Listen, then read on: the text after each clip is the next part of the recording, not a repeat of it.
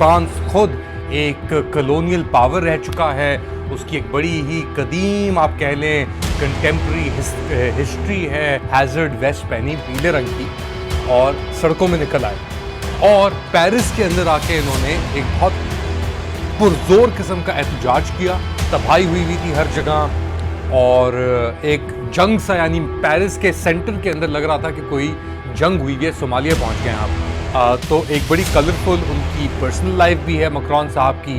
बड़े एरोगेंट से भी ये समझे जाते हैं, अपने आप को एक किंग मेकर भी समझते हैं। यूक्रेन के अंदर भी इनका एक बहुत बड़ी मुदाखलत है, एक बहुत बड़ा हाथ है। और मरीन ले पेन की जो पार्टी थी वो ट्रेडिशनली फार राइट समझी जाती थी, मगर वो अब अक्सरियत में आ गई है 34% के साथ। और इसका ये मतलब है कि फ्रांस का जो पॉलिटिकल लैंडस्केप है वो बिल्कुल ही अब एक एक्सट्रीम की तरफ मूव हो रहा है।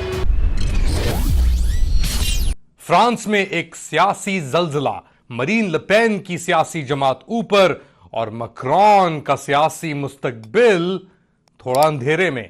लेट अली शो यू के एक और एपिसोड में आप सबको खुशामदीद। Do like, subscribe and share this content. कहानी शुरू करते हैं 2018 दिसंबर में। फ्रांस में एक लहर चली जिसके अंदर दूर दराज इलाकों से लोग उठकर, जो पेरिस जो दारुल हुकूमत है, सबसे ताकतवर शहर है फ्रांस के अंदर, फ्रांस खुद एक कॉलोनियल पावर रह चुका है, उसकी एक बड़ी ही कदीम आप कह लें कंटेम्प्रेरी हिस्ट्री है, एक बहुत ताकतवर मुल्क है, उसकी कॉलोनीज भी रह चुकी हैं वियतनाम से लेके Indo China and so on so fourth. Africa के अंदर भी बहुत इन्फ्लुएंस है फ्रांस का, करेंसी वाइज भी, इकोनॉमिकली भी।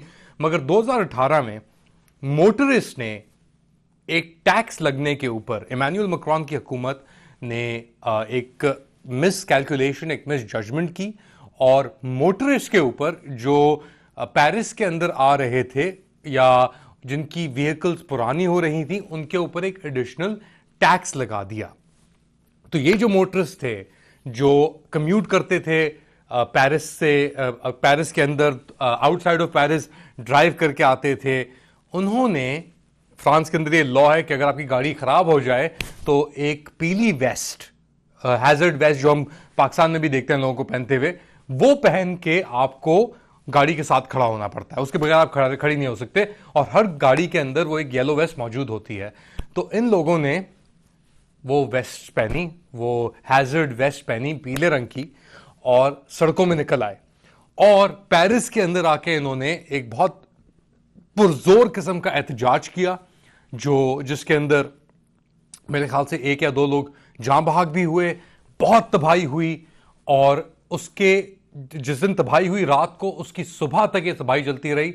जब मैं पहुंचा पेरिस के Charles de Gaulle airport cameraman Ansar Arwash के साथ, सुबह के कोई 6:30-7 बजे के लगभग हम निकले तो हमें एक मिल गया मोरक्कन ड्राइवर।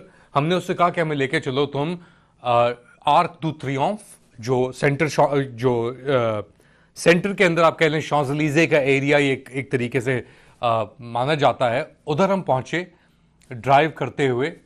और वहां पे हमने देखा, और आप देख भी सकते हैं साथ में चल रही होंगी वीडियोस, ये 2018 की नजर आ रही हैं आपको। जब मैं वहां पे था, मैं पहुंचा सुबह पे, तो फिर गाड़ियां जली हुई पड़ी हुई थी, तबाही हुई थी हर जगह और एक जंग सा, यानी पेरिस के सेंटर के अंदर लग रहा था कि कोई जंग हुई है। सोमालिया पहुंच गए आप, इतनी तबाही हुई थी। अच्छा, फिर हमने रिपोर्टिंग शुरू की, उसके अंदर में पता लगा कि क्या क्या एलिमेंट्स थे, कि सिर्फ ये आउटसाइड ऑफ पेरिस नहीं थी, ये डिस्कंटेंट ये अंदर भी थी। और एक हफ्ते बाद उस यानी इतवार की सुबह, रात को, हफ्ते की रात इतवार की सुबह, एक हफ्ते बाद उन्होंने कहा हम इससे बड़ा एहतजाज करेंगे। अच्छा, तो हमारी रिपोर्टिंग शुरू हुई। रिपोर्टिंग मैंने अपना की मुस्लिम इश्यूज के ऊपर, माइनॉरिटीज के ऊपर, अफ्रीकन पर्सपेक्टिव के ऊपर, मेन स्ट्रीम के ऊपर।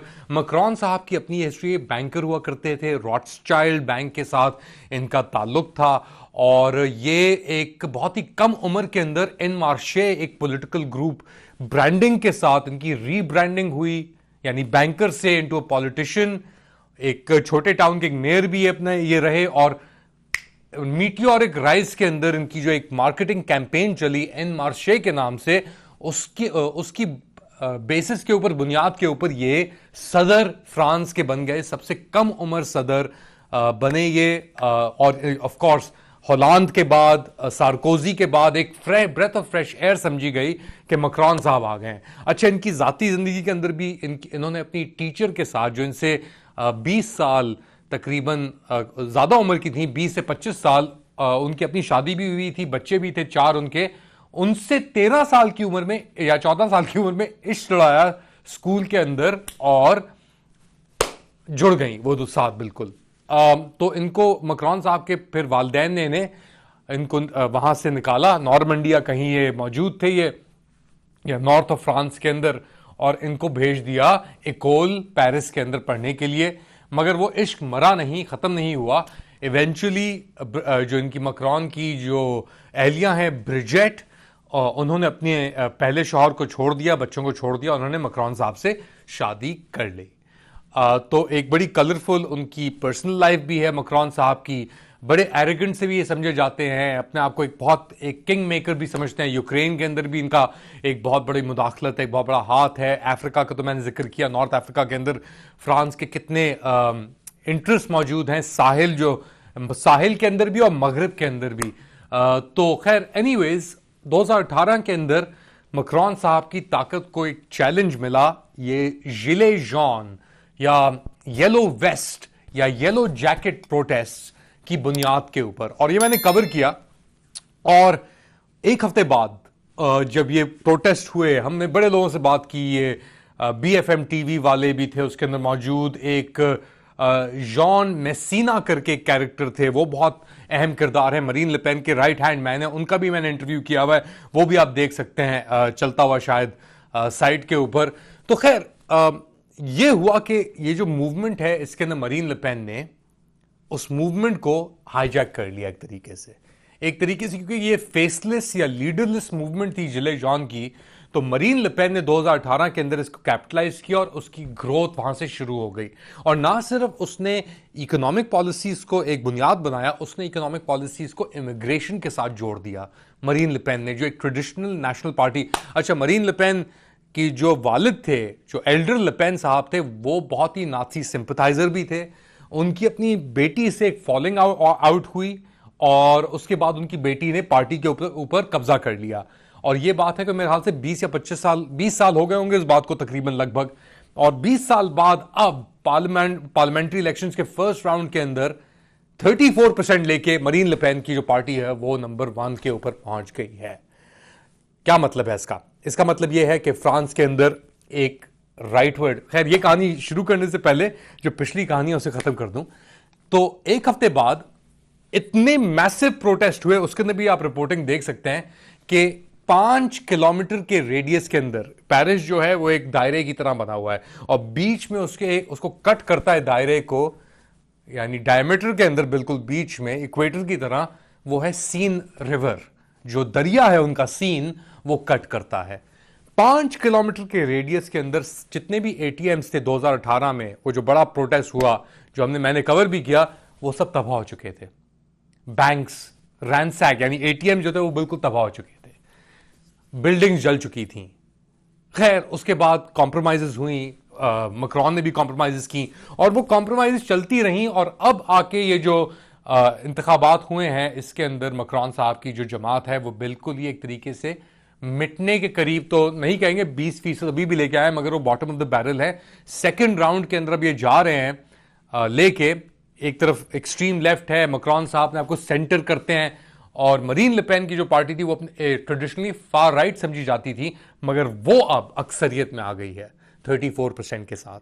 और इसका यह मतलब है कि फ्रांस का जो पॉलिटिकल लैंडस्केप है वो बिल्कुल ही अब एक एक्सट्रीम की तरफ मूव हो रहा है, जहां पे वो फ्रांस फर्स्ट, EU के जो यूरोपियन यूनियन से थोड़ा दूर हट के अपने मफाद को आगे रख के, तो एक इंटरेस्टिंग इक्वेशन हो रही है। यूक्रेन के अंदर जो सूरत हाल है, लेपेन की पॉलिसीज ऑफ कोर्स ज्यादा न्यूट्रल कहेंगे, प्रो रशिया नहीं कह सकते, मगर कंपेयर टू मैक्रोन और सियासी जमातों या अमेरिका और जो ये नेटो और वेस्टर्न अलायंस है, उसके निस्बतन लेपेन की ज्यादा फार राइट ज्यादा होम ग्रोन, ज्यादा नेशनलिस्टिक और यूक्रेन के खिलाफ पॉलिसीज होंगी। तो इसके जो रेपरकशंस होंगे, अभी तो पार्लियामेंट्री इलेक्शन है, मगर इसका जो एक रेपरकशन होगा सिद्धार्थी इंतखाबात में ही जाएगा। फिर जो फ्रांस में होगा वो पूरे यूरोप के अंदर इफेक्ट होगा। एक फार राइट, तो ऑब्वियसली एक वेव बहुत अरसे से चली हुई है यूरोप के अंदर बिकॉज ऑफ द ये रेफ्यूजी और इमिग्रेंट क्राइसिस 2012, 13, 14, 15। ये मैंने बहुत एक्सटेंसिवली ये चीज कवर की है, तो मैं इसको बहुत गहराई से जानता हूं। बल्गेरिया से लेके France, Germany, England, United kingdom, पूरे बॉल्कन्स, यूक्रेन, पोलैंड के अंदर तो बहुत एंटी इमिग्रेंट सेंटिमेंट मौजूद है। तो अब ये फ्रांस के अंदर अगर इंट्रेंच हो गया, फ्रांस की 25% आबादी तकरीबन नॉर्थ अफ्रीकन है, या वहां से उनका ताल्लुक है अफ्रीका और नॉर्थ अफ्रीका से, मुसलमान भी इसके अंदर बहुत ज्यादा हैं, तो उसका क्या डायनामिक होगा, किस तरफ ये चीज जाएगी, ये हवा चलेगी, रेसिज्म किधर बढ़ेगा नहीं बढ़ेगा, उसका क्या इंपैक्ट होगा पूरे खित्ते के ऊपर, अमेरिकन स्टैंडिंग क्या होगी इसके अंदर, ये सब सवालात अब इसके बाद उठते हैं। अच्छा, एक तरफ तो ये हो रहा है, दूसरी तरफ फ्रांस की हमने बात कर ली। एक क्विक नोट डालूंगा आउटगोइंग एम्बेसडर पाकिस्तान के टू अमेरिका, मसूद खान साहब, उनका इंटरव्यू मैंने किया हुआ है 2018-17 के अंदर। इंटरेस्टिंगली मैंने उनका इंटरव्यू किया था, मेरे ख्याल से एजेके के अंदर शायद उसकी कहीं क्लिप मौजूद हो। तो अच्छा आदमी है, बड़े ही माइल्ड मैनर्ड आदमी हैं। उनको लगता है कि जो मिलिट्री इस्टेब्लिशमेंट है और शहबाज शरीफ हुकूमत ने उनको एक तरीके से सड़क के नीचे या ट्रेन के नीचे या ट्रक के नीचे फेंक दिया है, और उनकी दिफा करने के लिए स्टेट डिपार्टमेंट की एक ऑफिशियल आई, उन्होंने बड़ा इनको खराज एक तहसीन पेश किया कि आपने जो काम किया है वो एवर लास्टिंग है, उसके इम्पैक्ट आगे जाके भी आएंगे।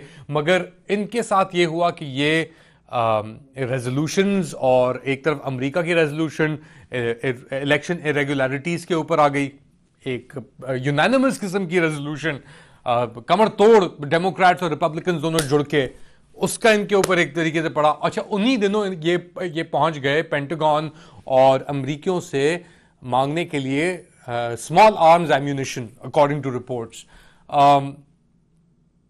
तो फिर उसके बाद क्या हुआ, छुट्टी हो गई। अब कौन भेज रहे हैं वहां पे, किसी को भेज रहे हैं, एक GHQ का कोई इनसाइडर है जो पैसे लेके आएगा उम्मीद रख रहे हैं, मगर अमेरिका के भी हालात सही नहीं हैं, और इसीलिए शायद पाकिस्तानी भी जो निज़ाम है वो डामक डोल हो रहा है जो फिलहाल। ये साल के आखिर तक क्या होगा, चीज़ें कहाँ जाके खड़ी होंगी पाकिस्तान के अंदर, तब्दीली शुरू तो हो गई है लग रहा है मुझे, मगर इट्स टू अर्ली टू से, बहुत कुछ होना भी बाकी है, फिल्म यानी पिक्चर अभी बाकी है। आप क्या समझते हैं क्या होने वाला है? Let me know in the comment section. France के बारे में भी, अमेरिका और ऑफ कोर्स उसका पूरा इम्पैक्ट किस चीज़ पे आता है उसके ऊपर भी। तो लेट मी नो, एंड अपना ख्याल रखिएगा। अगली बार तक अल्लाह हाफिज़।